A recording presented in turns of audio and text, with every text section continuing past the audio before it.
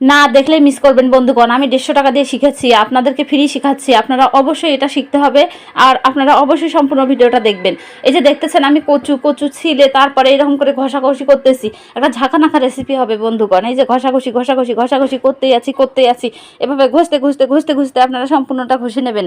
তারপর যেই আপনাদের গায়ে শক্তি দিয়ে ঘষবেন, যদি না পারেন আরও কাউকে পারলে ভাড়া করে নিয়ে এসে ঘষবেন, তবু ঘষে এরকম সুন্দর করে একবারে এরকম করে নেবেন।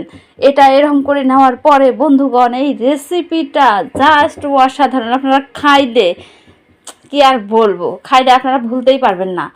তারপর এটাকে একটু খুব সুন্দর করে মাখাবেন।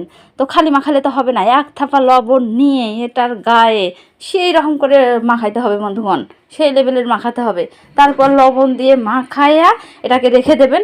এটা থেকে তারপর বন্ধুগণ পানি ঝরবে, মানে যে চুলকানি চুলকানি যেটা কুটকুট করে কামড়ায়, ওই চুলকানি পানিটা ছাড়ার পরে রান্না হবে।